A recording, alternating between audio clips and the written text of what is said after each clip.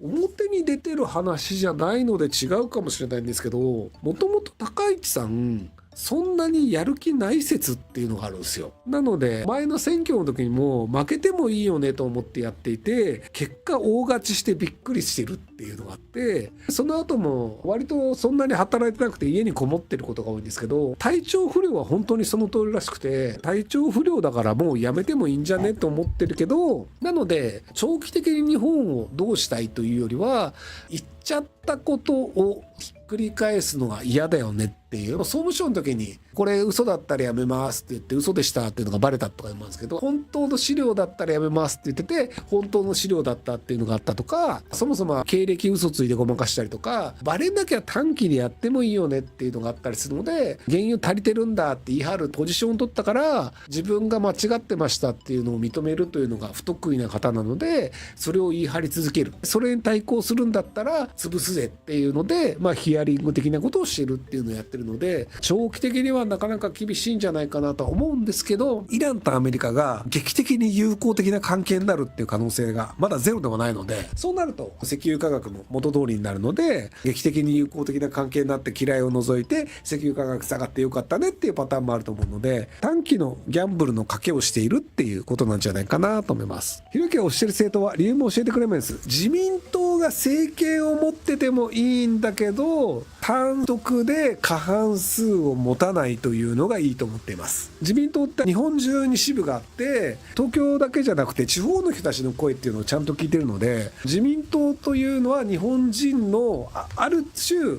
多くの人の意見を聞けるような構造になってるんですよ。各村議会とか市議会とかにも自民党の人がいて、いろんな自民党の支部があってっていうのが、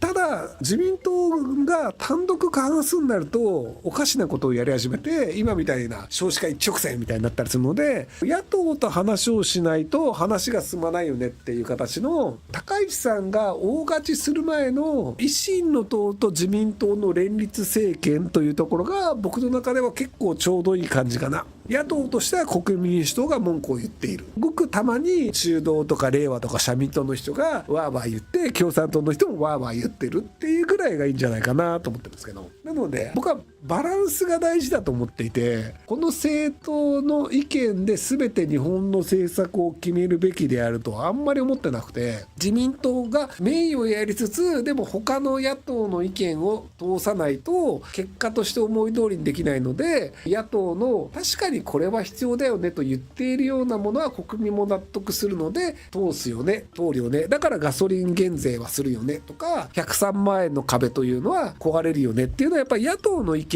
を聞かざるを得なくなったからだと思うんですよ。自民党が弱くなってなかったら103万円の壁なんて壊れなかったと思うんですよね。だって自民党がずっと壊さなかったんだから。なので野党が強くなるということが大事だと思っていますっていうところなので、これだからね、僕自民党のここが良くないとか言うと、じゃあ何の党がいいんだみたいなこと言われるんだけど、自民党単独政権の過半数で抑えるのが良くない派っていう、連立政権野党強い方がいいよね派っていうね、ちょっとねややこしいポジションなんですよ。だからこれ投票で決めるのはできないじゃん。投票ってどの党に入れるかだから、だからこういう方がいいよねっていうのと、僕個人の投票行動っていうのは割とずれるので、なので僕はどちらかというと又吉イエスさんみたいな面白候補に投票してしまうっていう癖があります。西村裕樹デジタル大臣が爆誕したとします。西村大臣は特留の犯罪を撲滅させるためにはどんな手を打ちますか？壊滅させる自信はありますか？デジタルでできる範囲でいくのであれば、買い取りをする中古会社にマイナンバーカ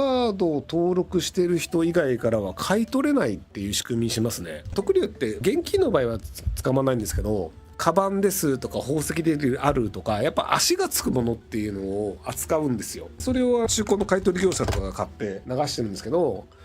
どの商品を誰がいつどこの店舗で売りましたっていうのが分かるようにしておくと、盗品が出回ってたよねとかって時に、じゃあこの盗品というのがどっから出てきたんだろうっていうのをたどることができるので、結果としてたどると捕まるっていうのがあったりするので、なのでメルカリとかもマイナンバーとセットっていう感じだと思います。はい。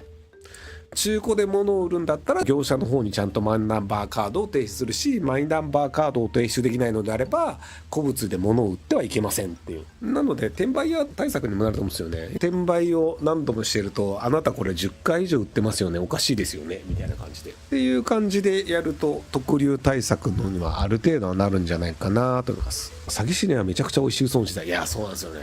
片山さつき財務大臣が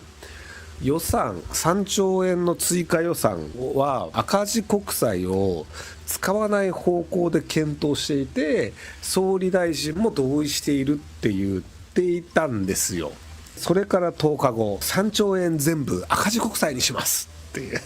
赤字国債使わないって財務大臣と総理大臣が言ってたのは、あれは何、嘘なんですか？もちろんこの10日間の間でホルムズ海峡が閉じましたとか、どっかの国に戦争がありましたとか、核爆弾が落ちましたとか、ものすごい事件があったのであれば状況が変わったから仕方ないよねだと思うんですけど、言うてもそこまで10日前と変わってないからね。最初から赤字国債で引きだったんだと思うんですよ。でもそれを嘘ついてもいいよねっていう、嘘ついても別にペナルティはないんで、なのでもう嘘ついた者勝ちな世の中になってしまったなというふうには思ってます。はい。日本の米農家今後どうなると思いますか？10年後ぐらいでどんどん減ってくんじゃないですか？減らす気満々ですしね。なので僕は政策としてはどうかなとは思ってますけど、小麦粉が高くなりましたとかだと多分日本じゃあんまり気にしないと思うんですけど、やっぱり米食えなくなると切れる国民性だと思うんですよね。僕はお米に関しては配給券をマイナンバーで配るべきだと思っていて、10キロ分とか20キロ分とかをマイナンバーで米が配給されるというようにして、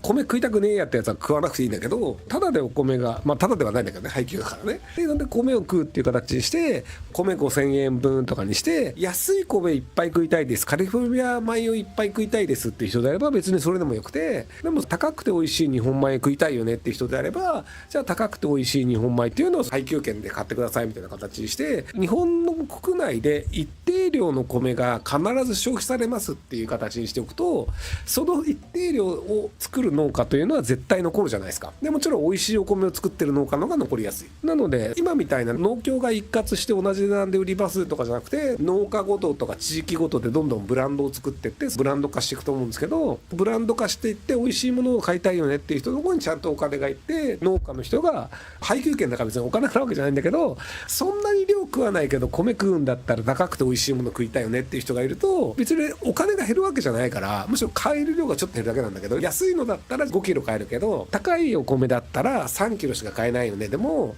別になんかそのお米そこまでいっぱい食べたいわけじゃないっていう人だったら高くて3キロ買ったりするので、価格をある程度上げたとしても消費者が買わないという行動に移らないので、なんだ結果としてその高いお米っていうのが売れやすくなるんですよね。宮崎県で1個1万円のマンゴーが太陽の卵とか言われてますけど、であれふるさと納税で出たから結構売れてたりするんですけど、じゃあ現金1万円でマンゴー買うかって言ったら僕は絶対買わないんですけど、ふるさと納税だから買ったっていうのもあるんですよね。ああいう感じでその配給的な、そもそも引換券あるんだったらじゃあ高いやつにしようよっていう考え方もしてもいたりするので、付加価値を上げれば上げるほどむしろ需要が増えるっていう形になるので、高くて良い米を作るっていう農家が増えて、結果として儲かる農家が出て、じゃあ俺農家継ぎたいよねっていう形にした方がいいんじゃないかなと思ってます。結局真面目な清廉潔白の人を徴収は求めるけど、そんなの綺麗事ですよね。前から分かってましたが、本当に日本の政治には興味なくなりました。やばいですかね。日本の政治に興味を持ったとしてもやれるのは1票なので、